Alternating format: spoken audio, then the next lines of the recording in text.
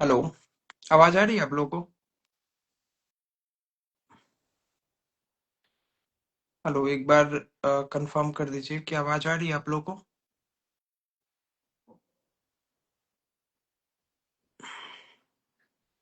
Hello.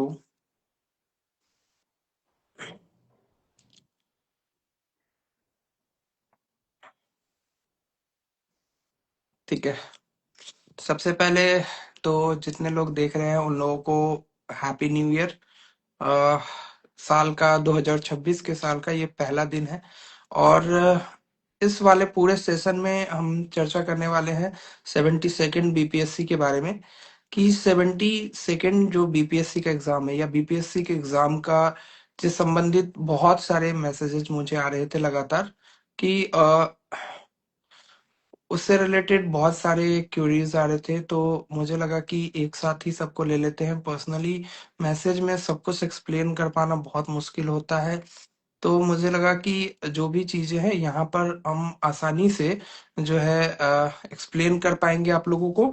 और उससे ये होगा कि जो भी आपके डाउट्स है वो भी हम ले पाएंगे। एक बार आप कंफर्म कर देंगे कि वीडियोस या फिर आ रहा है कि नहीं आपके पास।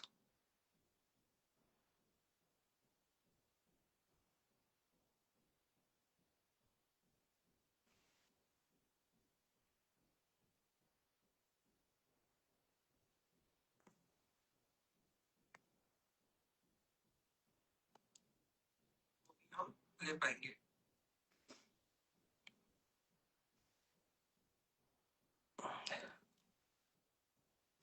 ठीक है।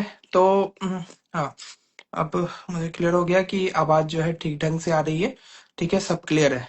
तो अब तक जो बीपीएससी का जो पैटर्न रहा था स्टार्टिंग में, जो 67 तक, वो पैटर्न जो है उसमें काफी उतार चढ़ाव रहे। 68 से जो है बीपीएससी ने अपने पैटर्न में एक मेजर चेंज किया। और एक तरीके से कह सकते हैं एक ड्रास्टिक बदलाव आया। ड्रास्टिक इन द सेंस, चाहे वो प्री का पैटर्न हो, मेंस का पैटर्न हो, या फिर इवन जो इंटरव्यू का जो पैटर्न होता है उसमें भी जो है बहुत ज्यादा जो है बदलाव किए। तो यहाँ पर हम न सिर्फ उन बदलावों के बारे में चर्चा करेंगे, इसके अलावा हम ये भी देखेंगे कि हमारी जो है क्या क्या चैलेंजेस आ सकते हैं। और साथ में जो 72nd बीपीएससी का जो है मैं भी एक सीरीज स्टार्ट करने वाला हूँ, होमवर्क सीरीज टाइप का ही, वेदिका पर 2.0। उसमें हम लोग क्या करेंगे और उन चैलेंजेस को कैसे सॉल्व करेंगे। साथ ही जो स्ट्रेटजी क्या होनी चाहिए, एक सही स्ट्रेटजी, सही रणनीति, जो आप लोग हमेशा मैसेजेस में मुझे पूछते रहते हो, एक सही रणनीति क्या होनी चाहिए। और साथ ही जितने भी आपके डाउट्स हैं जो मुझे दिख रहे हैं स्क्रीन पे, आप क्वेश्चंस के फॉर्म में आप पूछते रहेंगे, मैं बीच बीच में रिप्लाई करता रहूंगा। सबसे पहले सभी का बहुत बहुत स्वागत है कि आप इसमें जुड़ गए हैं। अ, जो है इस सेशन में ज्यादा से ज्यादा लोगों को आप शेयर कर दें, ताकि जो है जो भी इससे जो लाभान्वित होने वाले स्टूडेंट हैं उन तक ये वीडियो पहुंच जाए, ताकि ज्यादा से ज्यादा लोगों तक जो है हेल्प हो सके। कुछ लोग एईडीओ के बारे में भी पूछ रहे हैं। एईडीओ के बारे में हम अलग से सेशन रखेंगे। ये सेशन पूरी तरह से 72nd बीपीएससी के ऊपर है। Happy new year, Rajkumar ji कह रहे हैं happy new year. Happy new year आपको भी। जो है साल का पहला दिन है और कोशिश करेंगे। हाँ, करंट अफेयर के बारे में पूछ रहे हैं, मैं सब कुछ के बारे में बताऊंगा। ठीक है, कि आप कौन सी चीज कहाँ से करें, आपको टेस्ट सीरीज लेनी चाहिए कि नहीं, आपको जो है चीजें कैसे करनी है, इसके अलावा जो है आपको रिवीजन कैसे करना है, सब पर धीरे धीरे बात करेंगे।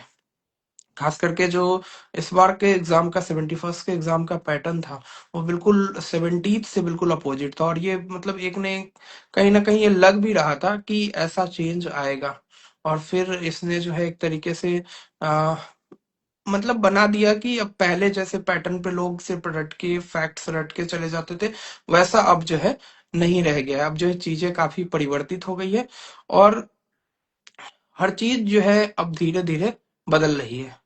ठीक है। तो अब हम लोग जो है धीरे धीरे इस सेशन के को शुरू करने की ओर अग्रसर है। सेशन कई भागों में बटा होगा। ठीक है। इसमें हम लोग सबसे पहले बात करेंगे कि 72nd बीपीएससी के लिए हमें सबसे पहले कितना समय मिलने वाला है। जो इसके जवाब में मैं कहूंगा कि जैसे अभी तक बीपीएससी के एग्जाम्स का पैटर्न रहा है, मतलब ये रहता है ना बीपीएससी में कि मतलब वो ज्यादातर एग्जाम जो है सितंबर में कंडक्ट कराती है, सितंबर के लास्ट में। और अभी 1 जनवरी है आज, तो 1 जनवरी से सितंबर लास्ट तक का लगभग आप देख सकते हैं कि 9 महीने का जो है, एक तरीके से 9 महीने का टाइम पीरियड आपको जो है देखने को मिल रहा है कि 9 महीने जो है, 9 महीने का टाइम पीरियड एक अच्छा टाइम पीरियड होता है। और इसमें बहुत लोग ये गलती करते हैं कि वो सिर्फ प्रीलिम्स की तैयारी करने लग जाते हैं। तो मेरा यही सजेशन होगा कि आप जो भी प्रिपरेशन करें वो सिर्फ प्रीलिम्स पे फोकस ना हो, वो प्रीलिम्स और मेंस दोनों पे ओरिएंटेड होगा। एक इंटीग्रेटेड प्रिपरेशन करें, जिससे मैं आपको स्ट्रेटजी भी बताऊंगा कि किस तरीके से एक इंटीग्रेटेड जो है पैटर्न चलता है। इंटीग्रेटेड स्टडीज के क्या-क्या पॉइंट हो सकते हैं जो है उसमें, और बहुत सारे सब्जेक्ट्स के नाम लोग लिख रहे हैं, ठीक है, कि साइंस में कैसे करें, करंट अफेयर में कैसे करें। मेरा यही सजेशन होगा कि आप थोड़ी देर रुके, थोड़ी देर में आपकी प्रत्येक जो भी प्रॉब्लम्स है, ठीक है, इस एग्जाम से रिलेटेड, उन सब का जो है आपको अच्छे से सॉल्यूशन हो जाएगा। वो जो है इसके बाद आपको आपके मन में कोई भी डाउट नहीं रहेंगे। तो सबसे पहले आप जैसा कि जानते हैं कि बीपीएससी के एग्जाम में 3 स्टेज होते हैं, प्रीलिम्स, मेंस और इंटरव्यू। प्रीलिम्स क्वालिफाइंग होता है, 150 मार्क्स का एग्जाम होता है, 150 क्वेश्चंस होते हैं, और इसमें 1/3 का निगेटिव भी होता है। तो निगेटिव होने के कारण जो है, पहले जो पैटर्न था 67 तक, वहां तक निगेटिव नहीं होता था, लेकिन 68th में जो है इसमें निगेटिव पैटर्न लाया गया। और ये काफी अच्छा भी है, क्योंकि जो लोग एक्सक्लूसिवली बीपीएससी की तैयारी कर रहे हैं, ठीक है, उनके लिए काफी अच्छा है कि अब जो है उनको ज्यादा मौका मिलेगा, उनको ज्यादा जो है अब ये हो गया है। तो ये आपके लिए बेटर हो गया है। अब आपको ये करना है, कोशिश करनी है, क्या करनी है कोशिश, कि जैसे पहला स्टेज प्रीलिम्स का, मेंस का भी मैं बता देता हूँ। मेंस में आपके टोटल जो है, जो मेन पेपर है जिनके मार्क्स जुड़ते हैं, बाकी तो एक क्वालिफाइंग पेपर भी होता है। तो 3 पेपर होते हैं, पहला पेपर GS1 का होता है, दूसरा पेपर GS2 का होता है, और तीसरा पेपर एसए का होता है। तीनों पेपर 300 मार्क्स के होते हैं जो क्वालिफाइंग में जुड़ते हैं। तो 3 × 300 इक्वल टू 900। 900 जो है आपका जो है एक तरीके से फुल मार्क्स है। तो 900 जो है 3 पेपर्स में बटा हुआ है। पहला पेपर जो GS1 का है, GS1 में जो आपका पेपर है, उसमें जो है हिस्ट्री आपका मेन पोर्शन रहता है, हिस्ट्री और आर्ट एंड कल्चर एक पोर्शन, दूसरा करंट अफेयर और तीसरा डीआई रहता है। दूसरे पेपर में जो है आपका पहले सेक्शन में पॉलिटी, दूसरे सेक्शन में आपका ज्योग्राफी और इकोनॉमिक्स रहता है, और तीसरे सेक्शन में आपका साइंस एंड टेक रहता है। तो ये, और थर्ड जो है वो आपका जो है एसए का पेपर है। एसए में भी 3 एसए पूछे जाते हैं, 2 एसए जो है नॉर्मल जो होते हैं वो पूछे जाते हैं, और एक एसए जो थर्ड सेक्शन है वो बिहार स्पेशल का भी पूछा जाता है। कुछ लोगों को एसए में भी प्रॉब्लम होगा, धीरे धीरे हम हर पहलू पर बात करेंगे। अब बात करते हैं कि जो क्या क्या चैलेंजेस आ सकते हैं। क्या क्या चैलेंज, सबसे पहला चैलेंजेस है रिसोर्सेस का, कि स्टूडेंट जो है कहीं कहीं से किताबें उठा के कुछ भी पढ़ लेते हैं, उनको जो जहां से ठीक लगता है वहां से पढ़ लेते हैं। ऐसे में वो एक सब्जेक्ट के मल्टीपल सोर्सेस फॉलो करते हैं, फिर उसको रिवाइज नहीं कर पाते, चीजों को ठीक से देख नहीं पाते, जिससे क्या होता है, दिक्कत होता है। दिक्कत क्या होता है कि जब तक आप रिवीजन नहीं करेंगे, रिवीजन ही जो है मेन की है, अगर आप रिवीजन ही नहीं कर पाएंगे तो फिर कोई मतलब नहीं है, ठीक है।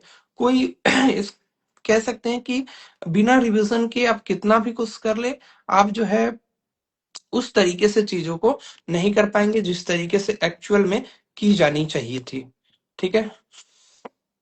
तो रिवीजन पे भी बात करेंगे इस वीडियो में।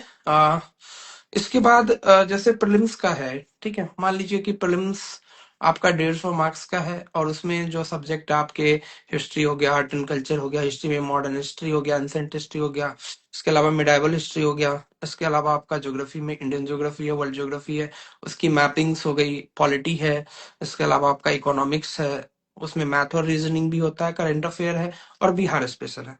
ठीक है, तो सबसे पहले एक एक करके आते हैं। सबसे पहले प्रीलिम्स पे आते हैं। प्रीलिम्स में आप हिस्ट्री को कहाँ से करें? क्योंकि प्रीलिम्स में आपने देखा होगा कि एक मेजर पोर्शन जो आता है वो कहीं ना कहीं जो है मॉडर्न हिस्ट्री का है। मॉडर्न हिस्ट्री से लगभग 20 क्वेश्चंस, 22 क्वेश्चन पूछे जाते हैं। टोटल हिस्ट्री से अगर 35 क्वेश्चन पूछे जाते हैं तो उसमें आप जो बुक फॉलो करेंगे, आप लिखते जाएं तो इससे ज्यादा आपको फायदा होगा। जो मॉडर्न हिस्ट्री में जो है आप बुक फॉलो करेंगे, वो सबसे पहले आप क्या करेंगे, एक जो है बिपिन चंद्रा की बुक आती है, ठीक है, ओल्ड एनसीईआरटी 12th क्लास की, ओल्ड एनसीईआरटी, ठीक है, आधुनिक भारत का इतिहास, बिपिन चंद्रा की एक एनसीईआरटी। पहले एनसीईआरटी आती थी, ओल्ड एनसीईआरटी बोलते हैं उसको।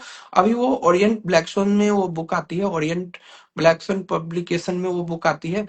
आप वो बुक एक बार पढ़ लेंगे, इससे आपके कॉन्सेप्चुअल क्लियरिटी हो जाएगी। कॉन्सेप्चुअल क्लियरिटी, क्योंकि हिस्ट्री, जो मॉडर्न हिस्ट्री है, वो कहीं ना कहीं मेंस का भी पार्ट है। और आपका जब तक जो है नहीं अगर हो पाएगा, तो क्लियर कॉन्सेप्ट अगर आपका क्लियर नहीं होगा तो दिक्कत होगी। नहीं, एनसीईआरटी 12th क्लास न्यू भी है और ओल्ड भी है।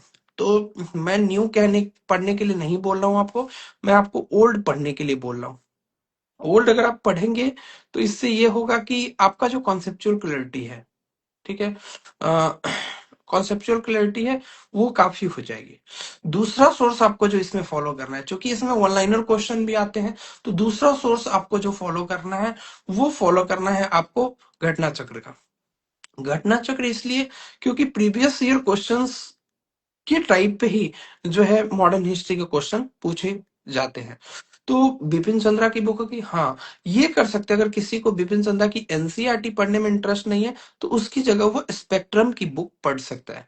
तो स्पेक्ट्रम की बुक पढ़िए या फिर बिपिन चंद्रा की कोई भी एक बुक आप पढ़ सकते हैं। बिपिन चंद्रा की स्पेक्ट्रम पढ़िए, सॉरी, बिपिन चंद्रा की बुक पढ़िए, या राजीव अय्यर सर की जो स्पेक्ट्रम की बुक है मॉडर्न हिस्ट्री की, उन दोनों में से कोई एक ही बुक पढ़नी है। ठीक है, अब दोनों पढ़ना शुरू कर देंगे तो दिक्कत होगी। ठीक है, क्योंकि दोनों में कंटेंट नियर बाई सेम ही है। हाँ, स्पेक्ट्रम में थोड़े जो है प्रीलिम्स के हिसाब से और भी कंटेंट है, लेकिन वो कंटेंट आपको घटना चक्र में कवर हो जाएंगे बाद में। तो इसलिए आप क्या कर सकते हैं, आप दोनों में से एक ही बुक प्रेफर कीजिए, तो आपको फायदा होगा। और दूसरा बुक आपको घटना चक्र का लेना है, हिस्ट्री। तो हिस्ट्री का पूर्वावलोकन आता है। हिस्ट्री का पूर्वावलोकन लेने से आपका ये हो जाएगा कि जो हिस्ट्री पर कंटेंट है, उसके जो वन लाइनर है, ठीक है, जितने लोग पढ़ते हैं वो आपका पूरा तैयार हो जाएगा। जो आप एक तरीके से लूसेंट में भी जो मॉडर्न हिस्ट्री दी हुई है, वो कहीं ना कहीं अब इतने क्वेश्चन पूछे जा चुके हैं कि घटना चक्र अगर आप पढ़ लेंगे तो आपका लूसेंट भी कंप्लीट हो जाएगा। तो मैं दो ही बुक आपको सजेस्ट करूंगा मॉडर्न हिस्ट्री पे, या तो एक एक बुक का अल्टरनेट है, या तो स्पेक्ट्रम, नहीं तो बिपिन चंद्रा।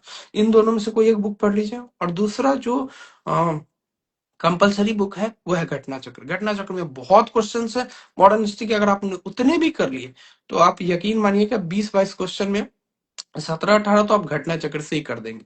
इस तरह का पैटर्न आता है। ये हो गया, इस तरीके की बात हो गई। अब जो है आ जाते हैं दूसरा सब्जेक्ट पॉलिटी पे। हम इसलिए इस पर बात कर रहे हैं क्योंकि एक बार सोर्सेस का क्लैरिफिकेशन हो जाता है।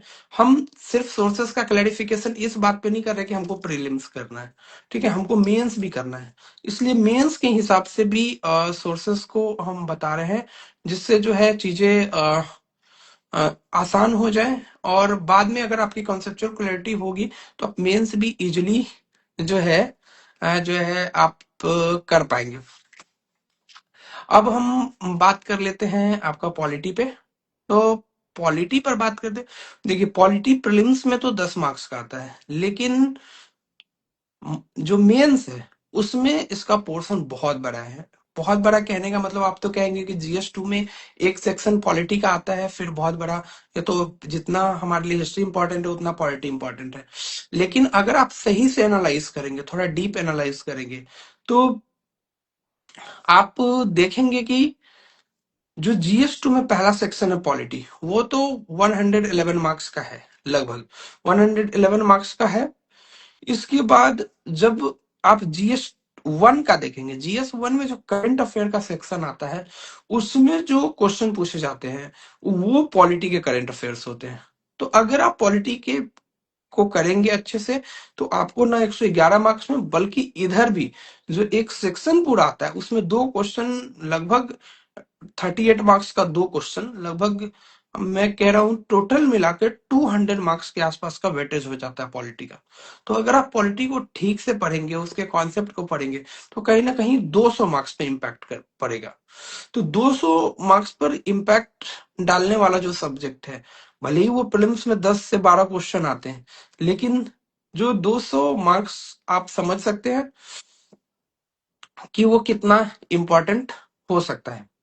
आइए जो है अभी पॉलिटी के बारे में डिस्कस कर लेते हैं कि उसमें आपको क्या क्या करना है। सबसे पहले पॉलिटी में आपको जो है लक्ष्मीकांत को करना है। लक्ष्मीकांत में सबसे पहले दो चीजें, दो पर्सपेक्टिव इंपॉर्टेंट है। पहला इंपॉर्टेंट है कि प्रीलिम्स के पर्सपेक्टिव से क्या इंपॉर्टेंट है, और दूसरा मेंस के पर्सपेक्टिव से क्या इंपॉर्टेंट है। जैसे प्रीलिम्स के पर्सपेक्टिव से आपको सबको पता है, ठीक है, कि जो चैप्टर्स पढ़ने हैं वो सारे, जैसे पार्लियामेंट इंपॉर्टेंट है, ठीक है, प्रेसिडेंट इंपॉर्टेंट है, इसके अलावा जो भी चैप्टर्स हैं, पंचायती राज इंपॉर्टेंट है, फंडामेंटल राइट्स यानी मौलिक अधिकार इंपॉर्टेंट है, ये सारी चीजें इंपॉर्टेंट है। लेकिन जब आप इस पे आएंगे, कहने के लिए जब आप आएंगे मेंस के लिए, तो मेंस में जो है लगभग 25 टॉपिक ऐसे हैं, 25 टॉपिक ऐसे हैं जिस जो आपके एक तरीके से कह सकते हैं इन 25 टॉपिक से मैक्सिमम क्या 99% क्वेश्चन आए हैं मेंस में। तो जो ये 25 टॉपिक है इसको आप देख भी सकते हैं, मैंने अपने जो यूट्यूब चैनल है उस पर जो है ये पॉलिटी के जो इम्पोर्टेंट 25 टॉपिक है वो उस पे आपको दे दिए है, तो आप वहां से जाके देख सकते हैं। आप इसके बाद यूट्यूब चैनल मेरा जो है डीएसपी उज्जवल कुमार उपकार, उसको जाके चेक करें कि उसमें कुछ कुछ सब्जेक्ट की स्ट्रेटजी दी हुई है, डिटेल्ड स्ट्रेटजी, तो वो टॉपिक्स आपको वहां से मिल जाएंगे। ठीक है, इसके अलावा अगर हम बात करें कि इसके बाद क्या करें, ठीक है, प्रीलिम्स के हिसाब से आपने लक्ष्मीकांत को पढ़ लिया। अब उसके प्रीवियस ईयर क्वेश्चंस को पढ़ना है, क्योंकि आपको टेस्ट करना है कि मैंने कितना पढ़ा है। तो फिर आप उसका घटना चक्र लेंगे, पॉलिटी का घटना चक्र, और उसको उस हिसाब से पढ़ लेंगे। मेंस में पॉलिटी को पढ़ने के साथ साथ पॉलिटी का जो है करंट अफेयर भी चाहिए। करंट अफेयर चाहिए क्योंकि करंट अफेयर पढ़ने के बाद ही आप अच्छे से एक्सप्लेन कर सकते हैं करंट इवेंट्स के साथ, जो है करंट अफेयर्स के साथ उस टॉपिक को। तो इसके लिए आपको करना पड़ेगा कि आप जैसे विजन आईएएस का जो मंथली करंट अफेयर आता है, मंथली करंट अफेयर, उसमें सिर्फ आप पॉलिटी के जो जो टॉपिक्स आते हैं, 4 से 5 टॉपिक रहते हैं, ज्यादा नहीं रहते, हर मंथ में 4 से 5 टॉपिक रहते हैं पॉलिटी के। ठीक है, आप वो टॉपिक का नाम नोट कर लीजिए। ठीक है, अगर आपको विजन आईएएस की मैगजीन पढ़ने में हार्ड लगती है, मान लीजिए बहुत लोगों को हार्ड लगती है कि हाँ विजन आईएएस का लैंग्वेज अच्छा नहीं होता, तो आप बस इतना कर लीजिए कि उसके टॉपिक्स को देख लीजिए। मान लीजिए कि अभी जो है आपका जो है कोई चीज करंट अफेयर में है, जैसे यूसीसी अगर करंट अफेयर में है, या वन नेशन वन इलेक्शन अगर करंट अफेयर में है, या कोई दूसरा टॉपिक प्रधानमंत्री और राष्ट्रपति के बारे में कोई टकराहट है वो करंट अफेयर में है, तो आप, या गवर्नर का जो है रोल है वो करंट अफेयर में, तो आप उस करंट अफेयर को बस पिक कर लीजिए कि हाँ ये करंट अफेयर में है, और बाद में उसी करंट अफेयर को आप कहीं से भी पढ़ लीजिए। ठीक है, लेकिन वो सारे टॉपिक कवर कर लीजिए। और उस टॉपिक को जब आप नोट्स बनाते हैं, जैसे नोट्स बनाते हैं आपने, जैसे एक चैप्टर का नोट्स बनाया, मान लिया आपने राष्ट्रपति चैप्टर का नोट्स बनाया, तो राष्ट्रपति चैप्टर में अगर उस महीने में कोई करंट अफेयर है राष्ट्रपति के बारे में, तो आप उसमें लिख लीजिए। और ये वन लाइनर टाइप का नहीं है, ये एक्सप्लेनिंग है। ज्यादातर चीजें आप लक्ष्मीकांत से कवर कर लेंगे, बेसिक जो उसमें करंट अफेयर की 2-4 अपडेट हुआ होगा कि विवाद किस कारण से है, कौन कौन सी शक्तियों का यूज किया गया है, और किन शक्तियों पर विवाद है, टकराहट का क्या बात है। तो जब आप बेसिक समझ चुके होंगे तो आप चीजें कर लेंगे। बहुत लोगों को यह दिक्कत होता है कि हम पॉलिटी कहाँ से करें, ठीक है, क्योंकि उनके पास कोचिंग्स नहीं है, ठीक है, या फिर हिस्ट्री हम कहाँ से करें। तो ये हम एक बात आपको बताएंगे कि जैसे पॉलिटी है तो आप उसको कहाँ से करेंगे। मेरे हिसाब से आप यूट्यूब पे बहुत सारे लेक्चर्स अवेलेबल है, ठीक है, अच्छे अच्छे लेक्चर्स अवेलेबल है। कोई भी आप एक लेक्चर लेकिन हाँ अच्छा लेक्चर जिसके कम से कम 60-70 वीडियो हो, 70-80 वीडियो, जिसने लक्ष्मीकांत को पढ़ाया हो proper in the way of mains और प्रीलिम्स, उसको जाके आप देख लीजिए। अगर आप कोचिंग ज्वाइन नहीं भी करते हैं तो यूट्यूब ऐसा मीडियम है, अगर आप उस पर डिसिप्लिन मेंटेन करते हैं, इन द सेंस यूट्यूब खोला और आपने कुछ और देखना शुरू कर दिया, पीछे सजेशन में कुछ ना कुछ आते रहेगा, तो आप जो है चीजों को से भटक जाएंगे। तो आपको डिसिप्लिन भी मेंटेन करना है, डिसिप्लिन। और इस डिसिप्लिन को मेंटेन करने के लिए मैं अभी मिड जनवरी में, ठीक है, मिड जनवरी में हो सकता है 17, 18, 20 के बाद एक आपका जो है होमवर्क सीरीज टाइप का जो है आपका वेदिका पथ 2.0 भी लेके आऊंगा, जिसमें आपको जो है 15 दिन का एक होमवर्क दिया जाएगा। 15 दिन का होमवर्क का मतलब है कि आप 15 दिन उसी शेड्यूल पे काम करेंगे। आपको पता है कि जो वेदिका पथ की पहली सीरीज थी वो कितनी सक्सेस हुई थी, इन द सेंस आप सोच नहीं सकते कि किस तरीके का डिसिप्लिन मेंटेन किया था। मतलब जिस तरीके के मैसेज आए थे कि लोगों ने 8 घंटे छोड़िए 10 घंटे 12 घंटे पढ़ना शुरू कर दिया था। तो ये जो डिसिप्लिन को मेंटेन करना आसान बात नहीं होती है। अगर मुझे कोई कहे कि 10 घंटे पढ़ना है तो मुश्किल हो जाएगा, लेकिन अगर मुझे एक शेड्यूल दे दिया जाए कि हाँ ये शेड्यूल पे आपको 10 घंटा पढ़ना है, ये आपको कंप्लीट करना है, ये टारगेट आपको करना है, तो फिर आपके लिए इजी होना चाहिए, ठीक है। तो इसके अलावा अगर हम अब आगे बात करते हैं, पॉलिटी की बात हो गई, अब हम बात करते हैं साइंस। साइंस और साइंस एंड टेक दोनों पे बात कर लेते हैं। साइंस और साइंस एंड टेक पे बात करें तो साइंस इंपॉर्टेंट है आपके प्रीलिम्स के लिए और साइंस एंड टेक इंपॉर्टेंट है आपके मेंस के लिए। साइंस में मेरा एक सजेस्ट, दो बुक का सजेशन रहेगा, इन द सेंस तीसरी बुक को भी आप यूज कर सकते हैं। पहला बुक जो है आपका 6 से 10 तक का एनसीईआरटी, ये आपका मस्ट है, इसको आप स्किप ना करें। 6 से 10 तक का एनसीईआरटी आप जरूर कर ले साइंस में। साइंस में एनसीईआरटी से कई बार क्या मैक्सिमम टाइम देखा गया है कि 68 बीपीएससी में तो खैर 30 के 30 क्वेश्चन एनसीईआरटी से थे, ठीक है। साइंस में कई बार देखा गया है कि लगभग 20-22 क्वेश्चन तो या 15-16 क्वेश्चन तो आपके एनसीईआरटी से होते ही हैं। तो उसकी इंपॉर्टेंस को आप कम नहीं आंक सकते। आप बोलेंगे एनसीईआरटी कहाँ से पढ़े, फिर से वही यूट्यूब में जाए जिन्होंने चैप्टर वाइज एनसीईआरटी पढ़ाया है, ठीक है। 6 से 10 की एनसीईआरटी चैप्टर वाइज पढ़ा है। आप लोग डर जाते हैं कि मुझे एनसीईआरटी समझ आएगी कि नहीं, या मुझे क्या मैं पढ़ पाऊंगा या पढ़ पाऊंगी। आपको लगता है कि एनसीईआरटी पता नहीं कौन सा भूत है। अगर आपको खुद से नहीं समझ आ रहा है तो फिर आप एक वो कोशिश करिए कि आप क्या करें, जो है आप YouTube में चले जाए। YouTube सबसे अच्छा सोर्स है। एक जमाने में तो ये सब हुआ भी नहीं करता था, उस समय बहुत दिक्कत होती होगी, लेकिन आजकल जो है YouTube है, चैट जीपीटी, आपको कुछ नहीं समझ आ रहा तो YouTube में जाइए। YouTube में आप 6 का जो है बुक सर्च कीजिए एनसीईआरटी, आप देखेंगे कि बहुत सारे लेक्चर आ जाएंगे। कोई एक का लेक्चर जिसका आपका लैंग्वेज समझ आ रहा है, एक दो वीडियो में आपको समझ आ जाएगा कि ये जो है कैसा पढ़ा रहा है, उसकी जो है उसको पढ़ लीजिए।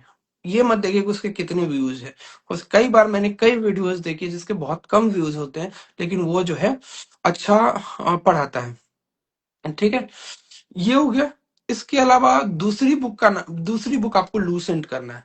लूसेंट एक अच्छी बुक है रिवीजन करने के लिए, खास करके एनसीईआरटी को।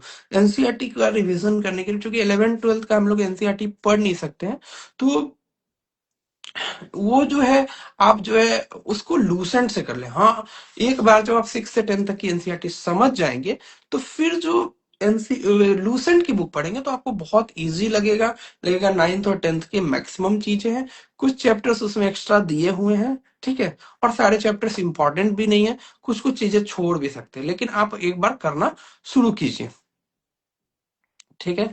इसके बाद जो है अगर हम बात करें साइंस, आप इसमें घटना चक्र कंपलसरी नहीं है, आप चाहे तो कर सकते हैं, क्योंकि पीवाईक्यू है, कभी भी आ सकता है, आप जो है कर सकते हैं। सिर्फ 9th और 10th का साइंस जो है इनफ नहीं है क्या, ये क्वेश्चन पूछा गया।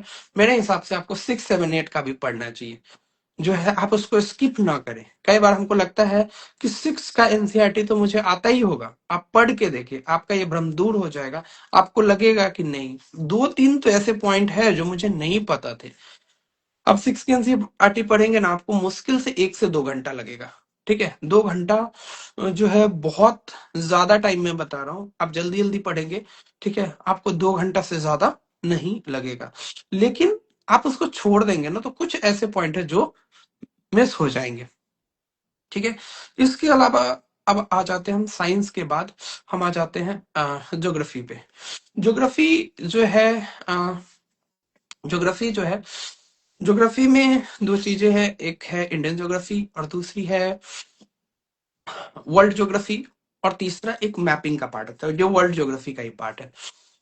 इसमें और अगर बांटे तो हम कह सकते हैं एक फिजिकल ज्योग्राफी है, ठीक है, और एक इंडियन ज्योग्राफी है। इस तरीके से फिजिकल ज्योग्राफी को ही वर्ल्ड ज्योग्राफी कभी कभी नाम दे देते हैं, ठीक है। तो इसमें सबसे पहले आपको, वैसे तो 6 से 12 तक की जो बुक है वो करना चाहिए, लेकिन अगर आप 6 से 12 तक की बुक नहीं कर पा रहे हैं, ठीक है, तो मेरा सजेशन रहेगा कि आप 9th से शुरू करें। और दो चीजें बहुत ही अच्छे से आप समझ ले चीजों को, कि क्लास 9th का जो एनसीईआरटी है, सॉरी, थोड़ा सा एक्सप्लेन कर देता हूँ। क्लास 9th और 10th का आप बिहार बोर्ड का बुक ले। बिहार बोर्ड का जो बीटीबीसी का बुक चलता है 9th और 10th का, क्लास 9th और 10th का जो बिहार बोर्ड का बुक चलता है, बिहार बोर्ड का आपने बुक देखा होगा, अगर नहीं है तो जो मेरा टेलीग्राम चैनल है डीएसपी उज्जवल उपकार, उस पे आप जाए, आप सर्च करेंगे डीएसपी उज्जवल उपकार टेलीग्राम पे, आप टेलीग्राम पे जब जाएंगे तो उस पर वो मैंने बुक दोनों आपको इंग्लिश हिंदी दोनों में अपलोड की हुई है। तो आप जो है उसको कंप्लीट कर लीजिए। हाँ, आप कुछ लोग पूछ रहे वेदिका सीरीज के बारे में, हम इस पर करेंगे काम, ठीक है, इस पर पूरे अच्छे से करेंगे, मेंस का भी करेंगे, ठीक है। इसके बाद जो है आप समझ पा रहे हैं चीजें, ये हो गया, अ, ये आपको समझ आ गया होगा। तो 9th 10th का ज्योग्राफी आप बिहार बोर्ड का ले, और 11th 12th का आप एनसीईआरटी पढ़े, आप लिख ले 9th 10th का बिहार बोर्ड का जो है एनसीईआरटी। कुछ लोग निधि चौरसिया, बोर्ड टाइम 10th की ज्योग्राफी लाइन बाई रटी हुई थी, रटना नहीं है, ठीक है, बहुत सारे डेटा पुराने हो गए हैं, डेटा को अपडेट करना है, गूगल में सर्च करके, चैट जीपीटी में सर्च करके आप जो है इसको अपडेट कर लेंगे, ठीक है। अपडेट करते जाएंगे, जैसे 10th में आप देखेंगे पहला चैप्टर है संसाधन यानी रिसोर्सेस, तो ज्यादातर संसाधन पे जो क्वेश्चन पूछे गए आप देखेंगे ना, बीपीएससी के जब प्रीवियस ईयर क्वेश्चन देखेंगे तो आप देखेंगे कि एक एक क्वेश्चन, ठीक है, एक एक क्वेश्चन जो पूछा गया है, ठीक है, आपको वहां से एज इट इज मिल जाएगा, जैसे जैसे पूछा गया है वैसे ही उसमें दिया गया है। या फिर आप देखेंगे मिनरल रिसोर्सेज पे जो क्वेश्चन पूछा गया है वहीं से आपका जो है हो जाएगा। इसके अलावा अगर हम बात करें आगे, और बात करते हैं कि मान लीजिए कि ये ज्योग्राफी में आपको 2 बुक बने, इसके बाद आप एक एटलस की बुक खरीद लें, एटलस की बुक खरीदें, जिससे आपको जो है अ, आपको मैपिंग करनी है। 11th की बुक जब आप करेंगे, 11th की बुक करेंगे, देखिए 9th 10th से तो आपका जो है 9th से आपका जो है एक तरीके से जनरल ज्योग्राफी वो कंप्लीट हो जाएगा। इसके अलावा सॉरी, जो इंडियन ज्योग्राफी वो कंप्लीट हो जाएगा। 10th से आपका जो है 10th में थोड़ा मिक्सअप है, ठीक है, उसमें इंडियन ज्योग्राफी का भी कुछ पार्ट है, ह्यूमन ज्योग्राफी भी है, थोड़ा मिक्सअप है, ठीक है। और जब आप 11th की बुक करेंगे तो आपका फिजिकल ज्योग्राफी कंप्लीट हो जाएगा। 11th में 2 बुक है, 12th में 2 बुक है, और 9th 10th में टोटल 6 बुक है, ठीक है, ये हो जाएगा। इसके बाद ज्योग्राफी में आप समझ गए 9th और 10th की बिहार बोर्ड की बुक, और 11th 12th की आपको एनसीईआरटी ले लेनी है, दोनों मीडियम में अवेलेबल है, ठीक है। इसके अलावा अगर जिनको बुक नहीं मिले आप टेलीग्राम से डाउनलोड कर सकते हैं। अब बात करते हैं इकोनॉमिक्स पे। इकोनॉमिक्स में आपको कुछ कुछ बुक पढ़नी है, जैसे वैसे तो बड़ी बड़ी बुक्स पढ़नी पड़ती है, लेकिन आप कम से कम 2-3 बुक जरूर पढ़े। जैसे सबसे पहले आप जो है एक 11th क्लास की बुक आती है एनसीईआरटी, 11th क्लास की बुक आती है एनसीईआरटी इकोनॉमिक्स की, जिसमें आजादी से लेके 1950 से लेके और अर्थव्यवस्था अभी तक का अर्थव्यवस्था में क्या क्या परिवर्तन आया है वो सब दिया हुआ है। हमेशा उससे उस किताब से 2-3 सवाल रहते ही हैं, ठीक है, 2-3 सवाल रहते ही हैं, तो उससे आप चीजें आसानी से कर सकते हैं, ठीक है। इसके अलावा इकोनॉमिक्स में कुछ कुछ इंपॉर्टेंट टॉपिक्स हैं, जैसे कि जीडीपी है। इसके अलावा आपको हो गया जो आरबीआई है, मॉनेटरी पॉलिसी है। तो ये सब जो इंपॉर्टेंट चैप्टर है वो आप एक जगह से कर ले। ठीक है, अब हम बात कर रहे हैं, ठीक है, करंट अफेयर्स पे। जो 11th 12th की जो इकोनॉमिक्स की बुक है, जब आप ये कर लेंगे तब आप जो है 11th 12th की वो करेंगे। ठीक है, अब आ जाते हैं हम करंट अफेयर पे। करंट अफेयर के बहुत सारे रिसोर्सेस हो सकते हैं। मेरा पहला सजेशन होगा, चूंकि 9 महीने का टाइम है, आप जो है एक न्यूज़पेपर आप पढ़े, हिंदी में हो या इंग्लिश में हो, आप जो है एक न्यूज़पेपर पढ़े, या फिर आप एक न्यूज़पेपर का एनालिसिस देखें यूट्यूब में। लेकिन वो एनालिसिस 1 घंटे से ज्यादा का नहीं होना चाहिए, क्योंकि आप 1 घंटे से ज्यादा यूट्यूब पर बिताएंगे आप थक जाएंगे। तो बेटर होगा कि आप 1 घंटे का ही एनालिसिस देखें, 1 घंटे से ज्यादा का एनालिसिस नहीं देखें। ठीक है, ये हो गया। इसके बाद जो है ये हो गया। अब बात करते हैं कि मैगजीन कौन सी अच्छी मैगजीन है। ठीक है, किस पे बात करें। मुझे मंथली मैगजीन जो बिहार में आती है, वैसी कोई भी मैगजीन उस तरीके की नहीं लगती है जो बीपीएससी के पैटर्न को मैच कर सके। खास करके इधर जो बीपीएससी ने पैटर्न अपना दिया है उस हिसाब से, तो आपको काफी सिलेक्टिव होना पड़ेगा। सिलेक्टिव इन द सेंस, अगर आप न्यूज़पेपर पढ़ रहे हैं तो आपके लिए चीजें आसान होगी। अब फिर से आप, जैसे विजन है, तो विजन यूपीएससी के लिए लिखा जाता है। ठीक है, तो उसमें इतना ज्यादा कंटेंट होता है, ठीक है, कि अगर आप एक्सक्लूसिवली एक्सक्लूसिवली जो है अगर आप मान लीजिए कि तैयारी कर रहे हैं बीपीएससी की, तो फिर उतना ज्यादा जो करने का कोई मतलब नहीं है। उतना करने का कोई मतलब होता नहीं है, क्योंकि उतना आप कर भी नहीं पाएंगे और फिर आप थक जाएंगे और ज्यादा कर नहीं पाएंगे। तो बेटर क्या होगा कि कम से कम मैंने पॉलिटी का जो पता है, पॉलिटी का जितना करंट अफेयर है आप वो कर लें। इसके अलावा साइंस एंड टेक का जो करंट अफेयर आता है, साइंस एंड टेक का, उसको देख लें। इसके अलावा जो एक कोई भी आप monthly magazine, in the sense कोई भी मंथली मैगजीन हो, इससे कोई फर्क नहीं पड़ता, आप फॉलो कर ले। आप किसी को भी फॉलो कर सकते हैं। कुछ लोग प्रतियोगिता दर्पण फॉलो करते हैं, कुछ लोग फॉलो करते हैं एडिटेरिया को, कुछ लोग केजीएस की मंथली मैगजीन फॉलो करते हैं, कुछ लोग पीडब्ल्यू की मंथली मैगजीन को फॉलो करते हैं। कोई भी कोचिंग जो बीपीएससी के लिए मंथली मैगजीन निकालती है, मंथली मैगजीन की बात कर रहा हूं मैं, ईयरली की नहीं, मंथली मैगजीन की, उसको आप कर ले। ठीक है, उसको आप कर ले, उससे ज्यादा हो जाएगा। इसके अलावा वन लाइनर्स के लिए भी कुछ कुछ वो होती है। तो एक बुक का मैं सजेशन दूंगा, ठीक है, एक बुक का मैं सजेशन दूंगा कि आ, मेरे से पूछा गया कि आप क्या फॉलो करते थे, तो मैंने जनरली न्यूज़पेपर ही फॉलो किया है। साथ में चूंकि मैं यूपीएससी की भी प्रिपरेशन उस टाइम कर रहा था, तो मैंने यूपीएससी की जो मैगजीनों फॉलो, लेकिन इससे बहुत ज्यादा अंतर नहीं आया मेरे हिसाब से। मुझे भी लास्ट में वो बिहार वाली मैगजीन्स को फॉलो करना ही पड़ा है। और हाँ, कुछ लोग दृष्टि फॉलो कर रहे हैं, ठीक है, तो दृष्टि भी आप कर सकते हैं। ठीक है, दृष्टि भी आप फॉलो कर सकते हैं, कोई दिक्कत नहीं है। दृष्टि की मंथली मैगजीन को फॉलो कर सकते हैं, कोई भी मंथली मैगजीन आप मैगजीन पढ़ने की आदत डालिए, क्योंकि आप कुछ भी पढ़ेंगे ना, तो प्रीलिम्स हो या मेंस हो, उसमें फायदा देगा। कुछ लोग एसपीडी बोल रहे हैं, एसपीडी आपको 3 महीने में एक बार पढ़नी है, 3 महीने में एक बार एसपीडी को खरीदना है, 3 महीने में एक बार पढ़ना है, यानी 9 महीने 3 बार खरीदना है वो बुक। ठीक है, 3 महीने में आप एक बार उसको कंप्लीट कर लेंगे, ठीक है, तो उससे क्या होगा कि पीछे का 3 महीना कंप्लीट हो जाएगा। ठीक है, कोई भी मैगजीन है, हर मैगजीन जो आप देखेंगे ना, और बहुत ज्यादा टाइम नहीं देना है मेरे हिसाब से करंट अफेयर पे, 1 घंटा एनफ होगा। और एक और चीज जो आपको मैं बीच बीच में आपको देता रहूंगा, जो मैं कोशिश कर रहा हूँ कि जो इम्पोर्टेंट न्यूज है वो टेलीग्राम ग्रुप में अब धीरे धीरे जो है मैं डालते जाऊं। खास करके जो गवर्नमेंट की जो चीजें होती है, जो गवर्नमेंट स्कीम्स है या गवर्नमेंट के जो डिसीजंस लिए जाते हैं, वो इम्पोर्टेंट है। ठीक है, वो इम्पोर्टेंट है, तो उसको कोशिश करूंगा कि मैं डाल दूं। इस करंट अफेयर पूछ रहे कितने महीने का, करंट अफेयर कम से कम 1 साल का आपको करके जाना है, यानी कम से कम नवंबर मंथ से आपको शुरू करना है, ठीक है, या अक्टूबर मंथ से शुरू करना है। कौन सा न्यूज़पेपर पढ़े?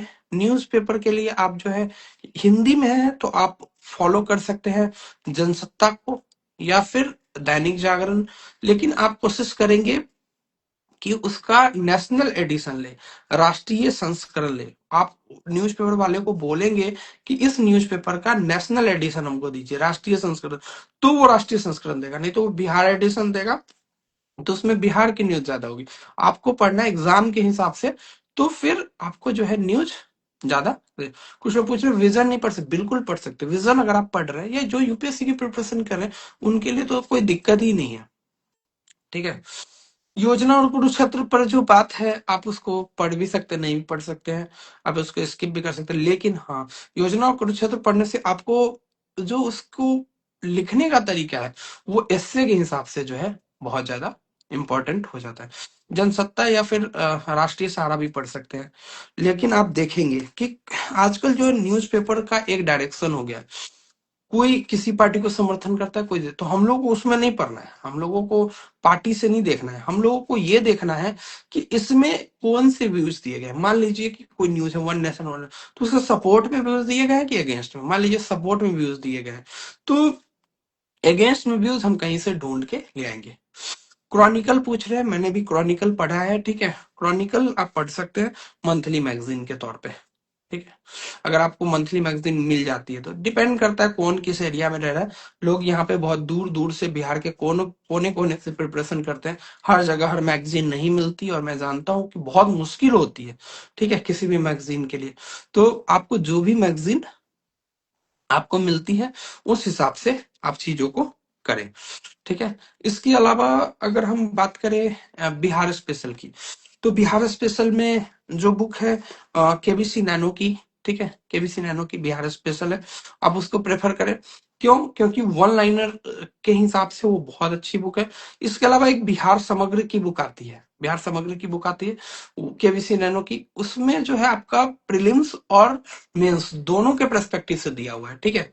वो बुक अगर होगी तो मैं आपको दिखाई देता, ठीक है, जब होगी मैं आपको डाल दूंगा। वो बुक जो है मेरा और अनीसा भारती मैम द्वारा लिखी गई है, तो वो आप देख लेंगे, ठीक है, कि आप उसका जो है वो बुक आप ले लेंगे। इसका जो है उससे बिहार स्पेशल हो जाएगा, बहुत ज्यादा लंबा लिस्ट हो जाएगा, 9 महीने पढ़ना है हम लोग को, 1-2 महीने की बात नहीं है। और आप जब इस प्रिपरेशन में उतर गए हैं ना, तो सबसे पहला जो इम्पोर्टेंट चीज है वो है पेशेंस, ठीक है। अगर आपके अंदर पेशेंस नहीं है, जब मैं इस प्रिपरेशन में आया था, मैं अपनी एक स्टोरी साझा करता हूँ आप लोगों के साथ, कि जब मैं ये प्रिपरेशन में आया था इंजीनियरिंग को छोड़ के, तो मेरे से सबसे पहला मतलब मेरे मन में सवाल आया कि क्या मैं इस चीज को कर सकता हूँ कि नहीं कर सकता हूँ, ठीक है। मन में बहुत सारे डाउट्स होते हैं, चाहे वो, क्योंकि इंजीनियरिंग में मैं पूरी तरह इंग्लिश मीडियम में था, सब 10th तक मैं हिंदी मीडियम में था, 11th 12th इंग्लिश में, फिर इंजीनियरिंग पूरी इंग्लिश में की, ठीक है। मेरा दोनों मीडियम में लगभग सेम ही तरह का जो है कंटेंट और आंसर राइटिंग है, इसलिए मैंने कंटेंट जो इंग्लिश में भी पढ़े हैं। तो आपको जो लैंग्वेज, जो मीडियम अच्छा लगता है वो आप चूज करें, इतना कुछ ना सोचे, जिसमें आप कंफर्टेबल, जिसमें आप बेटर से लिख सके, जिसमें आप बेटर GS1 लिख सकते हैं, GS2 लिख सके, ठीक है। ये सब चीजें आपके लिए इंपॉर्टेंट है। तो मैं उस टाइम पे ये सब पूछ रहा था, तो मुझे लगा कि किससे पूछना चाहिए, तो मैंने अपने कॉलेज के एक प्रोफेसर थे, वो मुझे बहुत मानते थे, तो मैंने उनको कॉल किया, दीपक सर थे, तो मैंने उनको कॉल किया कि सर मुझे यूपीएससी की प्रिपरेशन करनी चाहिए कि नहीं। तो उन्होंने मुझे कहा कि जैसे जिस तरीके से हम लोग इंजीनियरिंग में, एक बड़ा अच्छा शेड्यूल होता है कि इंजीनियरिंग में सारे बच्चे जितने भी स्टूडेंट होते हैं, मोस्टली एक रात में पढ़ के उस एग्जाम को पास करते हैं। जैसे ग्रेजुएशन में, जबकि वहां क्वेश्चन भी फिक्स नहीं होते, जैसे ग्रेजुएशन में तो है कि हाँ 10 क्वेश्चन है तो इसमें से कोई 5 आ जाएगा, वहां तो क्वेश्चन भी हमारे फिक्स नहीं होते, फिर भी हम कोशिश करते हैं कि एक ही रात में पूरा बुक जो है कंप्लीट कर लें। बहुत लोग सोचते होंगे कि इतने इंजीनियरिंग वालों का सिलेक्शन क्यों होता है। इसका एक सिंपल सा जवाब है कि उन लोगों के अंदर जो है इतने सब्जेक्ट पढ़ लिए होते हैं ना, कि उन लोगों का जो है मतलब ये जो क्षमता है वो बढ़ जाता है, आप लोगों का भी हो सकता है। मतलब ये कोशिश करनी है कि ज्यादा से ज्यादा हमको पढ़ना है, ज्यादा से ज्यादा हमको पढ़ना है। मतलब आज मूड बना लिया कि हाँ, अगर मुझे 10 घंटे में ये चीज कंप्लीट करनी है तो करनी है। मतलब बहुत लोग होते हैं कि 10 घंटे पढ़े, ठीक है, कुछ कंप्लीट नहीं हुआ, कुछ समझ नहीं आया, 10 घंटे के बाद का जो रिजल्ट है वो जीरो हो गया, तो उस 10 घंटे के पढ़ने का मतलब कुछ नहीं है, कोई फायदा नहीं है। अगर आप 2 घंटे पढ़े, ठीक है, लेकिन आपने 2 घंटे में ऐसा कर लिया कि आप 150 क्वेश्चन में 2 क्वेश्चन तो आप बना सकते हैं, ठीक है, तो आप चीजें अच्छे से कर सकते हैं, ठीक है, चीजों को अच्छे से कर सकते हैं। मतलब आप 2 घंटे में ही उतना पढ़ सकते हैं जितना 4-5 घंटे में लोग पढ़ेंगे। तो ये नहीं है कि आप कितना पढ़ते हैं, आपका जो है आउटपुट कितना है, इस पर सब कुछ है। तो मैंने सर से बात करी, तो सर ने बोला कि तुम्हारा तो अच्छा ही रहता है, मतलब इन द सेंस तुम बहुत मतलब उतना उस टाइम पे कॉलेज में कोई इतना पढ़ता नहीं है, सब लोग दूसरी चीजों में इन्वॉल्व होते हैं, इन द सेंस खेलने में, ठीक है, बहुत सारे इवेंट्स होते हैं, क्रिकेट होता है, बहुत कुछ होता है, ठीक, बहुत कुछ सीखने को मिलता है, ठीक है। तो उन्होंने बोला कि और उस टाइम गेट की भी प्रिपरेशन चल रही थी, तो उन्होंने बोला कि ठीक है, तुम जो है इसके लिए कर सकते हो, कोई दिक्कत नहीं है, बस एक ही चीज याद रखना कि पेशेंस रखना पड़ेगा। होगा तो तुम्हारा जरूर, लेकिन थोड़ा पेशेंस रखना पड़ेगा। तो मैं भी आपको यही बात बताऊंगा कि पेशेंस रखना पड़ेगा। मैंने यही सीखा इस प्रिपरेशन की जर्नी से कि पेशेंस जो है बहुत इंपॉर्टेंट है। पहला पेशेंस, जब आप धैर्य रखते हैं तो बहुत फायदा होता है। तो प्रिपरेशन जो आपने सुना होगा, म्यूचुअल फंड सही है, क्यों सही होता है पता है? क्योंकि वो लॉन्ग टर्म इन्वेस्टमेंट होता है। अगर उसको 1 महीने 2 महीने में अगर आप कर देंगे ना, तो फिर वो खराब हो जाएगा। तो ये प्रिपरेशन की जर्नी भी वैसी ही है, आपको इसमें रोज कुछ ना कुछ पुट करना पड़ेगा। आज ये दिया, आज वो दिया, ठीक है, कल वो दिया, ठीक है, हर महीने कुछ ना कुछ डालना पड़ेगा अपनी प्रिपरेशन से, अपने जो है मेहनत से। तो फिर जो है इसके बाद ये लास्ट में जाके ये ऐसी जर्नी बनेगी आपकी जो मतलब कंबाइंड जो है। क्यों नहीं हमारा हम लोगों का सिलेक्शन हो पाता है? क्यों आपको लगता है कि सिलेक्शन नहीं हो रहा है? क्योंकि सबसे पहली बात कि हमारे अंदर कॉन्फिडेंस नहीं आता। कॉन्फिडेंस तब आएगा ना जब आप कंटेंट पढ़ेंगे, जब आप चीजें पढ़ेंगे, जब आप सॉल्व करेंगे सवालों को, जब आप प्रीवियस ईयर क्वेश्चन को सॉल्व करेंगे, तब तब आपके अंदर कॉन्फिडेंस आएगा ना। वेदिका पथ जिन्होंने फॉलो किया होगा, उनको पूछिए कि फर्स्ट डे पे क्या थे, और भले ही उनका सिलेक्शन नहीं हुआ हो, मैं तो वैसे बच्चों के लिए बोल रहा हूँ जिनका सिलेक्शन नहीं हुआ होगा, लेकिन एट द लास्ट डे जब वो खत्म हुआ, तो आप दिल पे हाथ रख के बोलिए कि आप क्या बने, और आपके अंदर आपने क्या मतलब फील किया, ठीक है, उस टाइम पे। बहुत लोगों को जैसे जो चीज बहुत लोग होंगे जो क्या बोलते हैं, दूसरे बैकग्राउंड से होंगे, उनको साइंस में दिक्कत आती होगी, लेकिन आप एक बार स्टेप तो लेके देखें, आप डर क्यों रहे हैं? आप जो है एक बार स्टेप ले। आप सोचते हैं कि मैं सीधे लूसेंट रट लूंगा, मैं ये रट लूंगा तो हो जाएगा क्या? आप ये पूछते हैं, ये नहीं करना है, आपको ये नहीं करना है। आपको करना है कि आप एक स्टेप लेके देखें कि अगर आपको 9th की साइंस नहीं समझ आ रही है, क्यों नहीं समझ आ रही है? आप भी तो एक स्टूडेंट ही हैं, औरों की तरह आपका भी माइंड उसी तरीके का है। हर को जो है ना अंदर एक जो है स्पेशल क्वालिटी है कि वो हर कुछ इंसान के अंदर एक क्वालिटी होती है, अगर वो चाह दे ना तो कुछ भी सीख सकता है। तो अगर आप जो है ना एक चीज बोली जाती थी, ठीक है, मैंने भी जो है अपने इंजीनियरिंग से पहले ये चीज सीखी कि अगर आपको कोई चीज नहीं समझ आ रही है ना, तो आप में कमी नहीं है, आपके टीचर में कमी है, वो आपको समझा नहीं पा रहे, ठीक है। अगर आपको कोई चीज नहीं, कैसे नहीं समझ आएगी? हर चीज समझ आती है, ठीक है, उसको समझाने का तरीका होना चाहिए, एग्जाम्पल्स है। तो आप अच्छा टीचर ढूंढे, अच्छा टीचर इन द सेंस बहुत लोग कोचिंग ज्वाइन कर रहे हैं, तो कोचिंग के ही भरोसे न रहे सिर्फ, ठीक है, बहुत लोग कोचिंग कर रहे होंगे, बहुत लोगों ने कोर्स ले लिया होगा, ठीक है, सिर्फ उससे नहीं होगा, आपको अपने एफर्ट्स लगाने होंगे।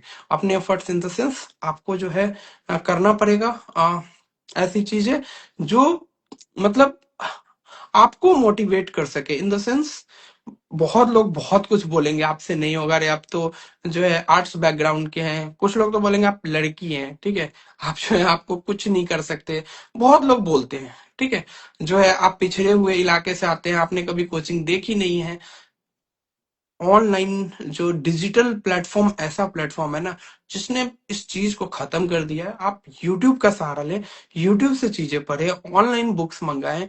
ठीक है, कोई बुक नहीं मिलती उसकी पीडीएफ से पढ़े। पढ़ने अगर आपके अंदर जुनून होगा पढ़ने का तो फिर कोई भी चीज आड़े नहीं आएगी, कोई भी दिक्कत नहीं आएगी। ठीक है, कोई और शॉर्टकट के चक्कर में ना पड़े। ठीक है, अभी 8-9 महीने का समय अच्छे से प्रिपरेशन करें और ये 9 महीने ना आपकी जिंदगी बदल देंगे।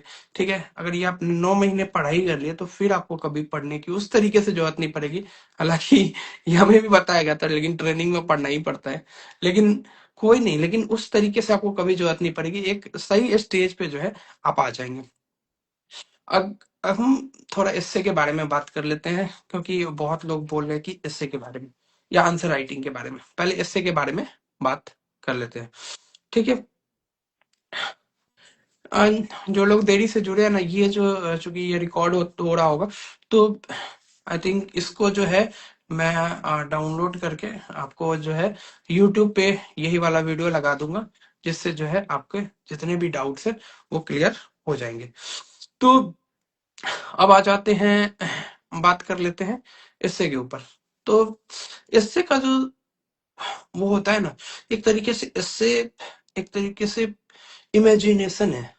जितना आप चीजों को इमेजिन कर पाएंगे और उसको कंटेंट से जोड़ पाएंगे, रियल वर्ल्ड से जोड़ पाएंगे, अपनी इमेजिनेशन को जितना रियल वर्ल्ड से जोड़ पाएंगे वही आपका इससे है।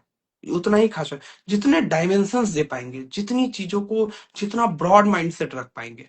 ठीक है, तो ये ज्यादा आपको करना पड़ेगा। तो सबसे पहले आप मेरी यूट्यूब पे जाके वीडियोस देखेंगे तो आप उसमें देखेंगे कि मैंने 17वीं बीपीएससी के टाइम पे, मेंस के टाइम पे 15 जो टॉपिक्स दिए थे। ठीक है, 15 टॉपिक दिए थे। तो आप देखिएगा कि 15 टॉपिक जो है वो 15 टॉपिक पर आप कंटेंट इकट्ठा कर ले। जैसे महिला सशक्तिकरण है, उस पर आप कुछ कंटेंट इकट्ठा कर ले कि महिला सशक्तिकरण क्या होता है, महिला सशक्तिकरण का हिस्ट्री क्या है। ठीक है, महिला सशक्तिकरण का भौगोलिक प्रभाव क्या है। इन द सेंस मैंने एक और वीडियो दी है जिसमें एस्से को कितने डायमेंशंस में लिखना चाहिए, 15-20 डायमेंशंस बताए हैं। आप उन 15-20 डायमेंशंस को अच्छे से देख ले। ठीक है, अच्छे से देख ले 15-20 डायमेंशंस को। इन द सेंस क्या क्या आपके डायमेंशंस हो सकते हैं, ऐतिहासिक हो सकता है, भौगोलिक हो सकता है, राजनीतिक हो सकता है, आर्थिक हो सकता है, सामाजिक हो सकता है, धार्मिक हो सकता है, सांस्कृतिक हो सकता है। ठीक है, बहुत सारे पहलू, ग्रामीण शहरी पहलू हो सकता है। ठीक है, बहुत सारे पहलू हो सकते हैं जो मैंने उस पर बता दिए हैं। ठीक है, अब जो है ये पहलू में कोई भी 8-10 पहलू ले ले, उस पर कंटेंट लिख ले। जब आप फाइनली जब कंटेंट सब पे तैयार हो जाएगा तब आप इससे लिखना स्टार्ट करिएगा। पहले एक स्टेज में इतना कर ले, इसके बाद मैं आगे बताऊंगा। ठीक है, इतना आप इससे के लिए कर ले। आप 15-20 जो टॉपिक्स हैं खास करके प्रीवियस ईयर में आए, जैसे एग्रीकल्चर लगभग हर साल रहता है, डिजिटलाइजेशन, आर्टिफिशियल इंटेलिजेंस हो गया, ये सब जो टॉपिक्स हैं, ठीक है, इस पर हमेशा रहता है। ये कुछ लोग पूछ रहे हैं चैट जीपीटी से आंसर चेक कराना सही रहेगा कि नहीं। मतलब डिपेंड करता है, चैट जीपीटी की नॉलेज अभी उस लेवल की नहीं हुई है, लेकिन फिर भी जो आपके आंसर राइटिंग के टीचर्स हैं, कोचिंग वाले, उनमें से कुछ से तो अच्छा ही चेक करेंगे। मैं देखता हूँ कॉपी चेक करके कुछ भी लिख देते। अभी तो कुछ मॉक दे रहे थे हम लोगों के साथ, उसमें भी मैंने देखा कुछ कुछ कॉपी इवेल्युएटर है, तो मैं समझ सकता हूँ कि कौन कॉपी चेक करते हैं आपके। तो चैट जीपीटी अच्छा ही बताएगा। ठीक है, क्वेश्चन अगर डालेंगे तो चैट जीपीटी एक ठीक ठाक आंसर देगा फिर भी, लेकिन फिर कई बार जो है उसका भी जो है आंसर में प्रॉब्लम होती है, तो वो समस्या आ जाती है। अब अब हम अगर बात कर लेते हैं। ठीक है, ऐसे हो गया GS1 GS2 पे। GS1 GS2 में वही है सेम, कि जब अगर आप वो वेदिका पद को फॉलो करेंगे तो उस पर जो है चीजें हम करेंगे। कुछ लोग पूछ रहे हैं डीएसपी पर सिचुएशनल बेस्ड क्वेश्चन बना दीजिए इंटरव्यू के लिए। ठीक है, इंटरव्यू पे हम अलग से वीडियो बनाएंगे। ठीक है, इंटरव्यू पे अलग से सेशन करेंगे, बिल्कुल सिर्फ इंटरव्यूज के लिए हो। ठीक है, यूपीएससी सीडीएस का कंटेंट सही रहेगा कि नहीं। ठीक है, आंसर राइटिंग देखिए, मेरे सीरीज लाने के लिए की कुछ समस्याएं हैं, कुछ सीमाएं हैं, क्योंकि मैं फ्री नहीं हूँ। ठीक है, मैं ट्रेनिंग में हूँ, मैं जॉब में हूँ, और इसकी कुछ लिमिटेशंस है। लिमिटेशन कहिएगा तो इन द सेंस मेरे पास लिमिटेड टाइम है और लिमिटेड रिसोर्स भी है ना, मेरे पास कोचिंग इंस्टीट्यूट जैसा जो है अ, अथाह जो है रिसोर्स है कि मैं जब चाहूँ जिसको यूज कर लूँ। ठीक है, मैं नहीं कर सकता, ये मेरे लिमिटेशन है, वो मैं अपने लेवल पे जितना हो सकता है करता हूँ। लेकिन अगर मैं लाता हूँ इन द सेंस, कभी इन फ्यूचर मैंने सोचा है कि एक टेस्ट सीरीज लाऊं। अगर मैं टेस्ट सीरीज लेके आता हूँ, ठीक है, टेस्ट सीरीज लेके आता हूँ, आंसर राइटिंग गाइडेंस का एक प्रोग्राम लेके आता हूँ, ठीक है, तो पहली बात मैं उससे काफी लोगों को जोड़ने की कोशिश करूंगा जो लोग ऑलरेडी सिलेक्टेड है, जिन्होंने अच्छे आंसर्स लिखे हैं। ठीक है, मैं मतलब ऐसे लेके नहीं आऊंगा कि हाँ अ, कुछ भी लेके आ गए और जो जैसे मोस्टली लोग करते हैं वैसा नहीं करूंगा मैं कोशिश करूंगा कि कुछ मतलब क्वालिटी लेके आऊं। ठीक है, देखते हैं, अभी 71st मेंस का भी कुछ लोग पूछ रहे हैं, उस पर भी करेंगे। अभी मैंने तो ऑलरेडी अनाउंसमेंट कर ही दिया है कि उस पर वीडियो आएगी 3 तारीख को, तो उस पर 3 तारीख को वीडियो आएगी, आपको बोल दिया है तो उस पर वीडियो आएगी। ठीक है, इसके अलावा अगर हम अब बात करते हैं थोड़ा बहुत, अब ये हो गया, बिहार स्पेशल भी हो गया। बिहार स्पेशल के जो भी चीजें हैं वो आप कर लेंगे केबीसी नैनो से। हिस्ट्री हो गया, मॉडर्न हिस्ट्री हो गया, एंसेंट और मिडावल हिस्ट्री आप लूसेंट से कर लेंगे, और घटना चक्र से। ये 2 बुक आपके लिए सफिशियंट है, उसके लिए आर एस शर्मा और सतीश चंद्र पढ़ने की जरूरत नहीं है। अब कोई सब्जेक्ट तो ऐसा बच नहीं रहा है। ठीक है, बाकी चीजें हम जो है आगे भी लेके आते रहेंगे।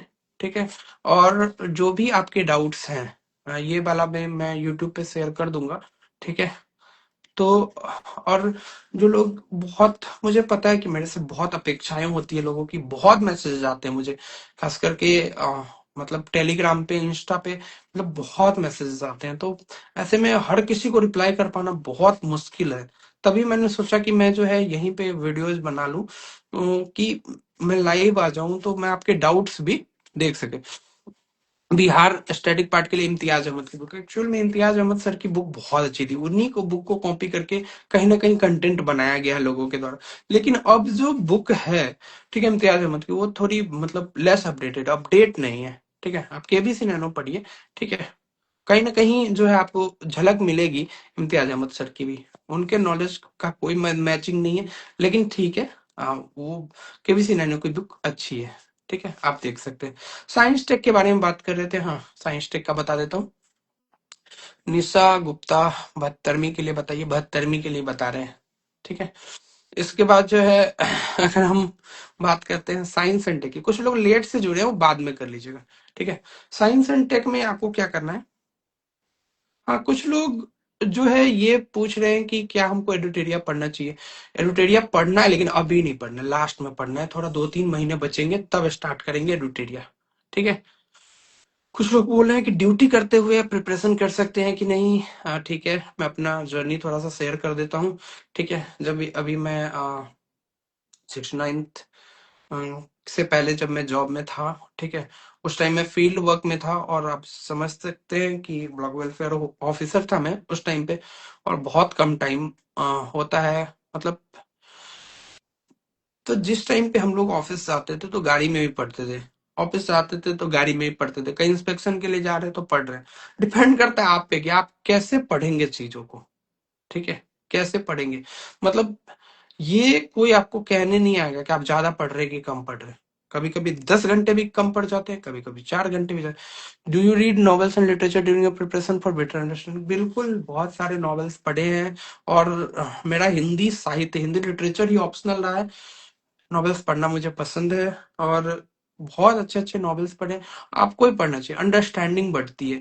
दूसरी बात जो है, लैंग्वेज आपको पता चलती है, अच्छा इस तरह की लैंग्वेज भी लिखी जा सकती है। हिंदी, अगर आप हिंदी में है या इंग्लिश में है, जिस भी लैंग्वेज में आप पढ़िए, साथ में आपको समाज का ज्ञान होता है कि समाज में ये समस्या है। प्रेमचंद की गोदान पढ़ते समय आपको फील होता है कि कृषक जीवन की क्या समस्या है। करंट अफेयर का रिवीजन पैटर्न बता दीजिए। ठीक है, करंट अफेयर का रिवीजन पैटर्न, आप जैसे अ, आपने न्यूज़पेपर पढ़ा तो न्यूज़पेपर पढ़ा, इसके अलावा एक मैगजीन पढ़ी, मैगजीन जब आप पढ़ ले तो मैगजीन का शॉर्ट नोट्स बना ले। इन द सेंस, रिवीजन का एक ही तरीका है, वो है 1/10 रूल, यानी 10 पेज पढ़िए, 1 पेज लिखिए। 10 पेज पढ़िए, अभी आपके नए पे नहीं होगा तो आप 5 पेज पढ़िए, 1 पेज लिखिए। 5 पेज पढ़िए, 1 पेज लिखिए। अगर आप 1/5 रूल को फॉलो करते हैं किसी भी नोट्स में, मान लीजिए हिस्ट्री है, आपने 5 पेज पढ़ लिए और उसमें आपने 1 पेज का नोट्स बनाया, यानी आप सही पढ़ रहे हैं। धीरे धीरे वो कम के 1/10 होना चाहिए। ठीक है। वेदिका सीरीज का कुछ अमाउंट भी है क्या? नहीं है, कोई अमाउंट नहीं है, फ्री है। क्योंकि ये कोई मेरी तरफ से कोई एफर्ट उस तरीके का नहीं है। जहां पे मेरे रिसोर्सेज लगेंगे वही अमाउंट होगा, मैं पहले ही बोल रहा हूँ। क्योंकि मैं अपने घर से नहीं कर पाऊंगा। ठीक है। जहां पे मेरे रिसोर्सेज लगेंगे वहीं पे होगा। ये जो वेदिका सीरीज है वहां तो मुझे स्ट्रेटजी बनानी होती है, थोड़ा टाइम देना होता है, और तो वो मैं कर सकता हूँ, वो मैंने किया भी है। ठीक है। तो कोई भी दिक्कत नहीं है, मैगजीन के बारे में ऑलरेडी बता दिया, आप पूछ लीजिएगा किसी से। ठीक है। ऑप्शनल, ऑप्शनल जो है आप क्वालिफाइंग है। ठीक है। ऑप्शनल क्वालिफाइंग पेपर होता है, तो वो ऑप्शनल रखिए जो आपके लिए इजी रहे। लेकिन इंटरव्यू में भी पूछते हैं आजकल ऑप्शनल के बारे में, तो अगर आपका ग्रेजुएशन सब्जेक्ट पर आपको कमांड है तो आप ऑप्शनल रखिए, नहीं तो हिस्ट्री, ज्योग्राफी ये सब रखिए। पीएसआईआर का रिकॉर्ड थोड़ा सा दिक्कत देने वाला है, पीएसआईआर काफी हार्ड आया है प्रीवियस कुछ ईयर्स में। ठीक है। तो ये हो जाएगा। मेंस के लिए कंटेंट प्रोवाइड कीजिए। ठीक है। तो मेंस के लिए ऑलरेडी कंटेंट मैंने दिया हुआ है, आप उसको जाके देखिए और धीरे धीरे हम देंगे। साइंस एंड टेक का हम बता रहे थे। ठीक है। कुछ कुछ टॉपिक्स हैं जो यूपीएससी के सिलेबस में लिखे हुए हैं, यूपीएससी के सिलेबस में आपको वो सारे टॉपिक कर लेने हैं। जैसे हो गया पहला टॉपिक है इंफॉर्मेशन कम्युनिकेशन टेक्नोलॉजी। ठीक है। इसके ऊपर नोट्स बना लेना है। दूसरा बायोटेक्नोलॉजी, इसके ऊपर नोट्स बना लेना है। लेजर टेक्नोलॉजी, इसके अलावा जो है आपको जो है न्यूक्लियर एनर्जी पे, मतलब जितने भी रिन्यूएबल एनर्जी है सब पे, सौर ऊर्जा पे पूछा जा सकता है, पवन ऊर्जा पे पूछा जा सकता है, इन सब पे क्वेश्चन। इसके अलावा इंटरनेट से रिलेटेड टर्म्स। ठीक है। इंटरनेट क्या होता है, इंट्रानेट क्या होता है, ठीक है, वाईफाई क्या होता है, लाईफाई क्या होता है, ये सब जो टर्म्स है, बेसिक टर्म्स है ये। इसके बाद कंप्यूटर के क्या यूज है, इंटरनेट के क्या यूज है। ठीक है। संचार प्रौद्योगिकी क्या होती है, कोविड-19 से पहले टेक्नोलॉजी ने क्या योगदान दिया है, इसके बाद टेक्नोलॉजी ने कौन कौन सी समस्याओं को सॉल्व करने में योगदान दिया है, 10-10 योगदान सबका। जैसे बाढ़ और सूखा को नियंत्रण करने में क्या योगदान दिया है, प्रदूषण को कंट्रोल करने में क्या योगदान दे सकता है। इसके अलावा अगर आप बात कर सकते हैं क्या समस्या है, जनसंख्या नियंत्रण में क्या योगदान दे सकता है साइंस एंड टेक्नोलॉजी। ठीक है। अभी जो है लोगों को जो है मेंटल हेल्थ की प्रॉब्लम है, उसमें साइंस एंड टेक्नोलॉजी क्या योगदान दे सकता है। नैनो टेक्नोलॉजी एक अलग से टेक्नोलॉजी है। ठीक है। तो ये सारी जो टेक्नोलॉजी है, ठीक है। अब बुक लिस्ट को, एक वीडियो है मेरी यूट्यूब पे, उस पे ये सारी बुक लिस्ट दी हुई है, आप वहां से देख सकते हैं। ठीक है। ये मैंने अंडरस्टैंडिंग के लिए आपको बता दिए, आप वहां से बुक लिस्ट आप जाके देख सकते हैं। Did you read newspaper as well? Yes, I read it daily on the daily basis. ठीक है। डेली पढ़ता था। ठीक है। कई बार तो मतलब वीक में 2-3 दिन तो मैंने पक्के से एनालिसिस भी देखा है। ठीक है। और मैं द हिंदू को फॉलो करता रहा हूँ। ठीक है। अपने स्टार्टिंग टाइम में, लेकिन मेरे हिसाब से बीपीएससी के लिए आपको द हिंदू करने की उतनी जरूरत नहीं है। आप अगर कोई भी न्यूज़पेपर करेंगे तो आप अच्छे से कर पाएंगे चीजों को। ठीक है। आशा है कि आप लोग अच्छे से चीजों को समझ गए होंगे। ठीक है। वेदिका सीरीज जो है, वेदिका सीरीज जो वेदिका पथ 2.0 है। ठीक है। बहुत लोगों ने ये भी पूछा था, मैंने एक वीडियो में बताया भी था, बहुत लोगों ने मुझे मैसेज करके पूछा है कि हु इज वेदिका। ठीक है। वेदिका मेरी भांजी का नाम है। ठीक है। इतना टेंशन लेने की जरूरत नहीं है, पढ़ाई करिए। ठीक है। वेदिका मेरी भांजी का नाम है। ठीक है। जो भी बहुत ही छोटी है और बहुत ही लकी रही है मेरी लाइफ में, इसलिए इस सीरीज का नाम उसके नाम पे रखा गया था, ताकि जो है वो आप लोगों के लिए भी लकी रहे। तो एनसीईआरटी में मैंने ऑलरेडी बता दिया है। ठीक है। यूपीएससी, सीडीएस, सीएपीएफ इनफ है क्या? इनफ नहीं है, क्योंकि बीपीएससी में अलग से भी चीजें पूछी जाती है। सर आप कितने घंटे पढ़ाई करते थे? मैंने कभी टाइम देख के पढ़ाई नहीं की है, मैंने हमेशा जो है देख के पढ़ाई की है कि मेरा शेड्यूल क्या है, आज मुझे इतनी चीजें करनी है, इतने टारगेट्स हैं, भले उसमें 4 घंटे लगे या 6 घंटे या 8 घंटे, मेरे लिए ये इंपॉर्टेंट है। ठीक है। कितने बार दे सकते हैं? सरकारी जॉब में रहते हो आप 5 बार में दे 5 बार दे सकते हैं। ठीक है। बिहार एसआई के लिए कुछ बताइए, एसआई के बारे में। ठीक है। आप मुझे ज्यादा आइडिया नहीं है, लेकिन आप क्राउन की बुक फॉलो कर लीजिए, ठीक है। क्राउन की बुक को पढ़ लीजिए, उससे आपको फायदा होगा। हालांकि मैंने एक टेस्ट प्रैक्टिस बुक बनाई है बिहार एसआई पे, आप उसको देख सकते हैं, आप उसको ले सकते हैं प्रैक्टिस बुक, क्योंकि पैटर्न कहीं ना कहीं बीपीएससी का ही है। तो आप बीपीएससी के लिए जो चीजें पढ़ते हैं ना लास्ट के 20 दिन में, आप घटना चक्र को रिवीजन कर लीजिए बिहार एसआई के लिए। सैलरी के बारे में पूछ रहे हैं, मैं इस पे एक वीडियो बना दूंगा, ठीक है। सीजीएल और 72 को कैसे मैनेज करें, जीएस का पार्ट सेम है, सिर्फ जो है आपको मैनेज करना है मैथ और रीजनिंग। मैथ रीजनिंग बहुत आसान आती है बीएसएससी सीजीएल में, one of the easiest exam है अगर आप सही से पढ़े तो, ठीक है। लेकिन कट ऑफ हाई जाता है, तो इजीएस्ट एग्जाम मतलब शॉर्ट, मतलब छोटे छोटे कॉन्सेप्ट को आपको करना है। कई बार क्वेश्चन पूछा जाता है 60 का कितना परसेंट 20 है, ऐसा क्वेश्चन पूछा गया है, ठीक है। तो वो इजीली पूछा, सिंप्लीफिकेशन के क्वेश्चन पूछे जाते हैं, ठीक है, बहुत आसान होता है, बहुत आसान, ठीक है। लेकिन जो है चीजें अच्छे हैं। न्यूज़पेपर से नोट्स कैसे बनाए, नोट्स नहीं बनाना है, नोट्स लिखेंगे तब तो दिन भर लग जाएगा। आप पढ़ने की आदत डालिए, 1 महीने में ना आपको न्यूज कवर होने शुरू हो जाएगी। कब आएगा वेदिका पर 2.0 जल्दी आएगा, ठीक है, आपको बता दिया जाएगा टेलीग्राम में, ठीक है। सर मैं पढ़ता हूँ फिर भूल जाता हूँ, रिवीजन करिए, ठीक है। सीजीएल में रीजनिंग प्रैक्टिस बुक क्या है, कोई भी बुक आप कर सकते हैं। किरण की कर लीजिए प्रीवियस ईयर क्वेश्चन, या बीएसएससी की जो प्रीवियस ईयर क्वेश्चन आते हैं उसको कर लीजिए। आंसर राइटिंग बताइए सर, धीरे धीरे बताएंगे। अग्रहरी का बुक कैसा है साइंस एंड टेक के लिए, बहुत वास्ट है, अगर उसको आप कर लिए तो उससे ज्यादा तो कोई पूछेगा ही नहीं, ठीक है, आप कर सकते हैं। डीआई के लिए बताइए, डीआई के लिए आप बेसिक जो चैप्टर्स हैं, परसेंटेज हो गया, मैंने एक वीडियो बनाई हुई है यूट्यूब पे, उस पे जाके देखिए। जो बेसिक बुक है उसको कर लीजिए, पहले बेसिक सॉरी चैप्टर्स को आप कर लीजिए, फिर उसके टर्म कंडीशन को समझिए, और फिर, ठीक है। 8 मंथ ही बचे हैं, 8 मंथ बहुत होते हैं सिलेबस कंप्लीट करने के लिए। मैं आपको 4 महीने में कंप्लीट कराऊंगा, 4 साढ़े 4 महीने में, मेंस और प्री दोनों, ठीक है। 5 महीने मैक्सिमम लगेंगे। करंट अफेयर कैसे पढ़े, ऑलरेडी आंसर कर दिया है। रिवीजन में बहुत टाइम लग जाता है, लगेगा, रिवीजन में टाइम देना है, ठीक है, ठीक है, ऑलरेडी हो गया।